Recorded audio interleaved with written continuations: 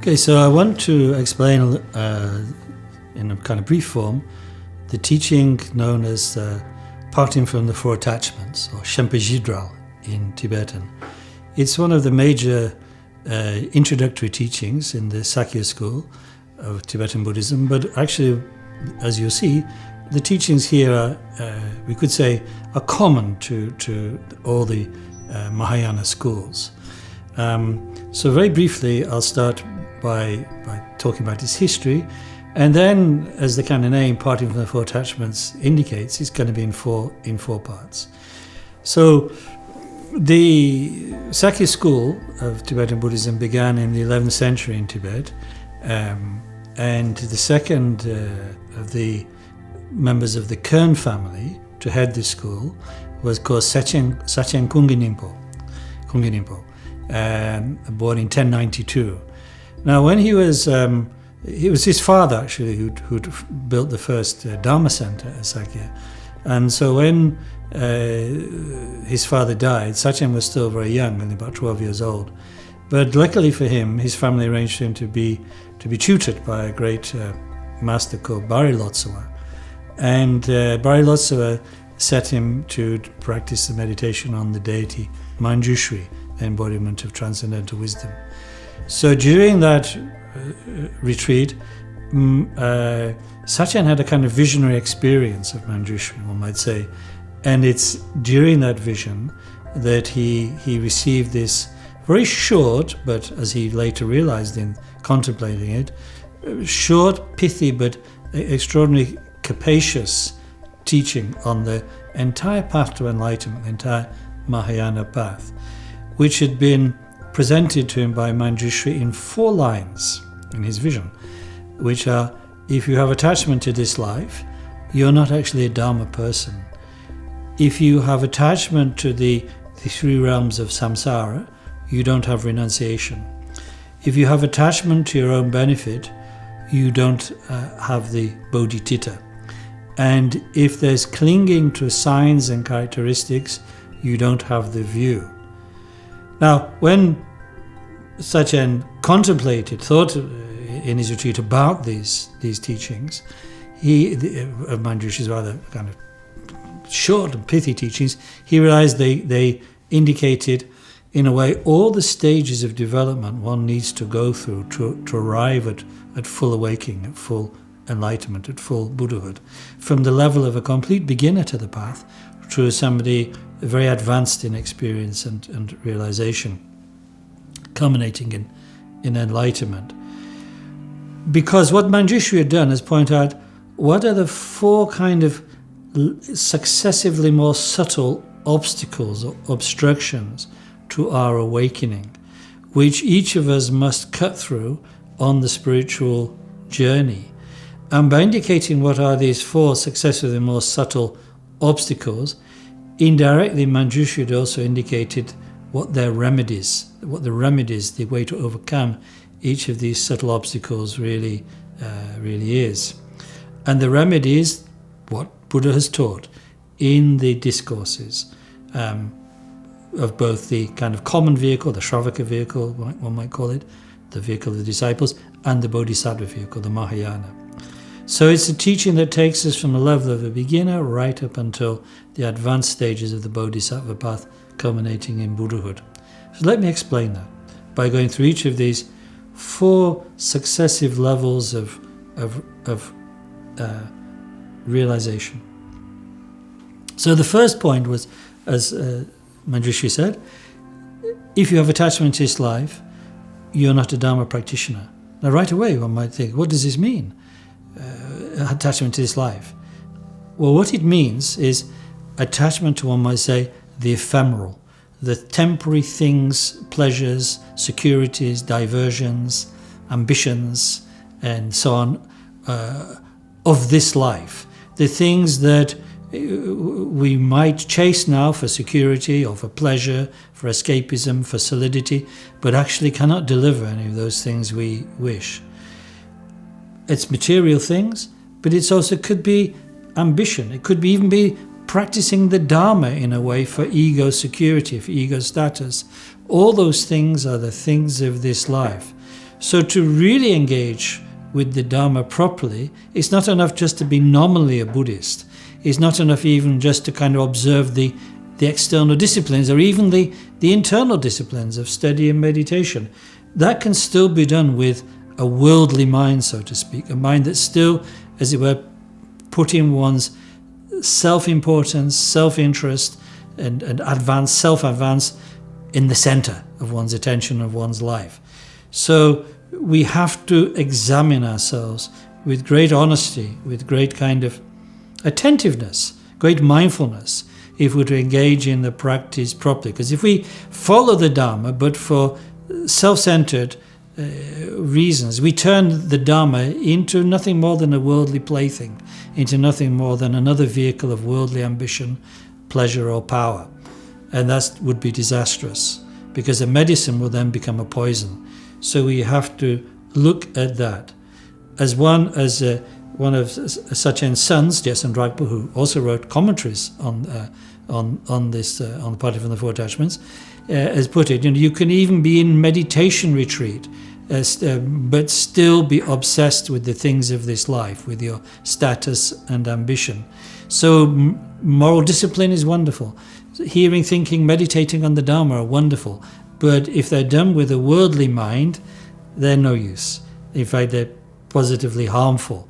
So one has to start with that clear understanding, as it were, applying the scalpel of right discrimination to see, well, why am I engaging in the Dharma? Is it just for the things of this life, the ephemeral status and success and power, or is it really with a sense that goes beyond this? And how do we make sure that our Dharma is the Dharma, that we're practicing the Dharma as a Dharma person, as Manjushri put it? Well, we need to we need to cultivate the great antidote to being obsessed with the things of this life, which is none other than the antidote of contemplating impermanence. Because the thing about the things of this life is precisely that they can't go with us. We cannot take them with us when we die. They last for no longer than this life at the very best. So whatever security, whatever status, whatever refuge, so to speak, we took in these things, they're finally useless, because they will crumble due to the fact that, like all other conditioned things, power, status, wealth, pleasure, are continually disintegrating no sooner than they're arising, because it is the law of all conditioned things that they do that they're impermanent, because they dependent upon cause and conditions. When the cause and conditions that gave rise to these phenomena, body or mind, thoughts or sensations, outer possessions, inner feelings, all of them are impermanent because they're conditioned.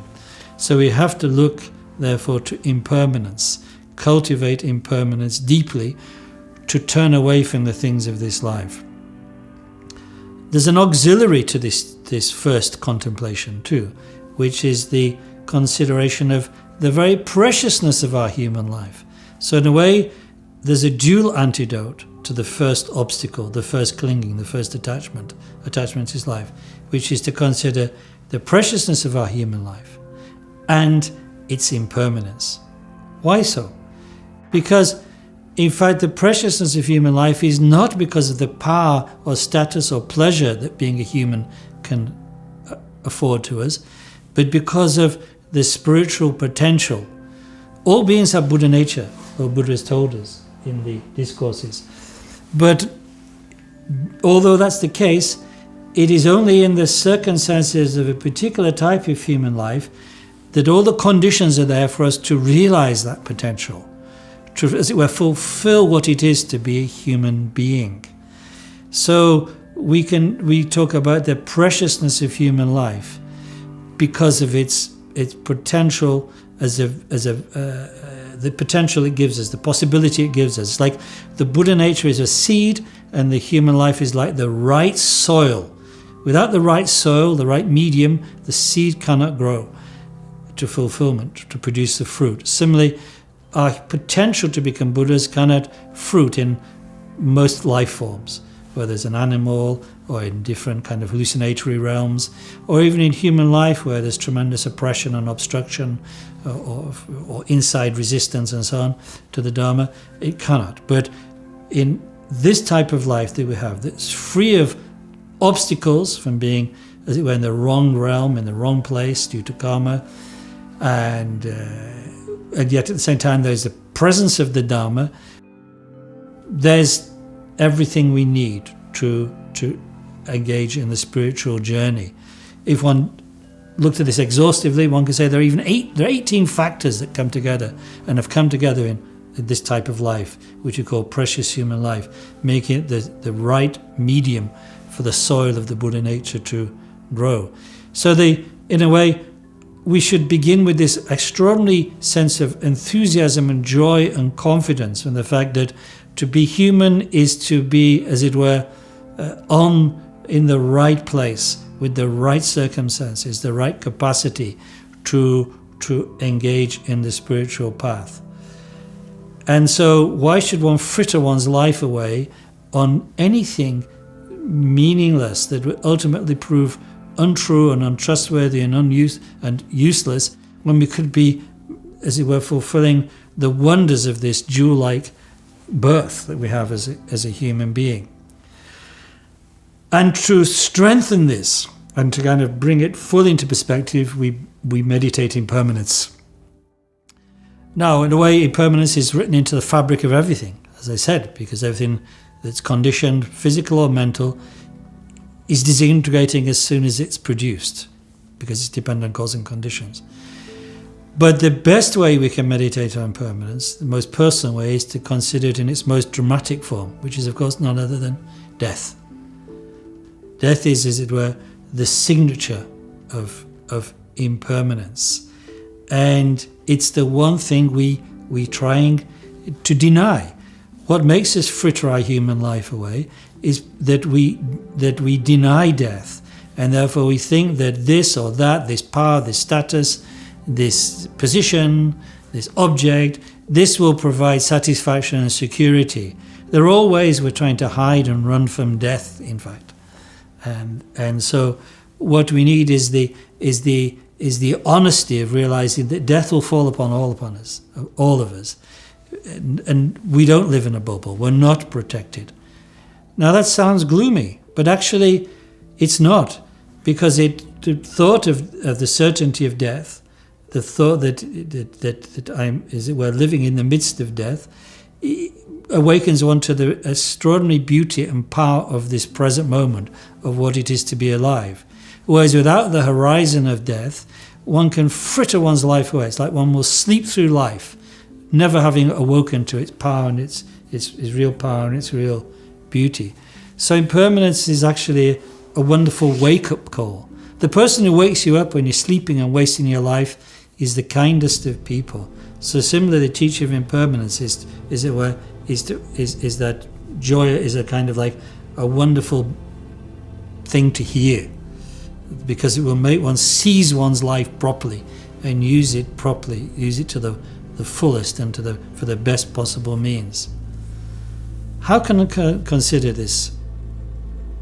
Well, in three things. Firstly, that death is certain. Secondly, that though it's certain to happen, I don't know when. And thirdly, what will be useful at the time of death? Briefly speaking, death is certain because there's actually nobody in history who's ever avoided it. So how can I imagine I will do so? Is there something unique about me in history? Of course not. Like every other sentient being, I'm a combination of body and mind. So death is there for me as it is for all beings. And that is precisely because I am just that. As a phenomenon, I'm just a temporary combination of elements. The elements of my mother and father that came together at conception with consciousness, the stream of consciousness. It's a temporary arrangement. My human life is no more than like a lodging in a guest house, as the great Master Jalse Tome says. Your mind is just like a guest in the guest house of the body. One day it must depart and travel beyond. And Furthermore, with each day I come closer to death. Death never stops. He's always coming. He's always tracking us down. He's approaching nearer. There's not one day he takes a break or a holiday. He's coming nearer all the time. And that is for all of us. So death is certain. Is this depressing? No more depressing than facing reality and therefore waking up to what one can do in this present moment. Now, one might say, well, I concede that death is certain, but I'm pretty sure I will have so many years, I have so much time. I can turn to the Dharma later on. First, I must fulfill my worldly ambition to be this person or that, to have that success, so on and so forth. But you cannot do that. Why? Because there's no certainty about the time of death. The certainty that it will happen, but who knows when.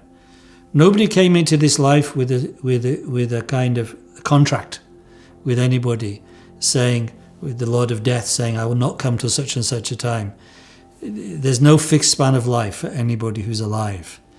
And besides which, this life is very fragile. Our grip on life is really tenuous. Look how many causes of death we're surrounded by, and more being invented in a laboratory near you right now. Life is just like a bubble on a stream. It can easily be dissolved. And not only are there so many causes of death, there are few causes that support life. Even the things we count on, like medicine and food, they can quite easily become poisons that will take our life. So we're like that butter lamp on a windy night, which can so easily be blown out. So we cannot put off the practice of Dharma till later on and engage in worldly things first. We must engage in it fully at this time, from now on, from this day forward. And then finally to contemplate impermanence and overcome one's attachment to the ephemeral, the transitory things of this life. One should look at the things of this life and ask which of them will be helpful when death comes. If one thinks, well, I'm rich, I have many properties, I have many possessions, exactly how will they help when the time of death falls? You cannot take them with you. You cannot bribe death with them. The poor man and the rich man go out exactly the same way, except often the rich man will be thinking that his wealth will protect him and will be desperate therefore not to lose control of it. But you cannot take death into the intermediate state. So you cannot take your property into the intermediate state or into the next life. So property and possession and wealth can be a trap. If you have attachment to it, if you spend your life chasing it, it will betray you at the last. Similarly with power or eloquence, intelligence, they may be useful in temporary things in this life, but if you count on them to protect you, even if you had 1,000,000 soldiers, they could not protect you from death. Nobody, no soldier, no armed guard can finally die your death. Only you will have to die that death. And however smart you are, you cannot talk death out. You might have a PhD, you might have 2 PhDs. Death will not be impressed. He's not talked out of his purpose by your smartness. And then one might think, but I have many friends and many relatives. They will protect me. Again, how? Are they going to put their body between you and death? Are they going to protect you in this way? They cannot. Not least because death is already inside of all of us, as Jetson Milarepa said. Your death is inside you in the form of a skeleton. So death will undermine us from within. So no relatives, no loved ones can protect us. So if we've collected people as a protection from death, if that's what we spent our life doing, it finally will betray us, just like if we collected property or power or smartness, all these will betray us. So therefore we should look at our life now and see what are the values that we have. What are we steering by? What means most to us? If it's the things of this life, we are going to end with nothing. But if instead we put them in their proper perspective and make the Dharma the center of our life by realizing the impermanence, then we will truly engage in the Dharma properly and we have a wholesome, basis.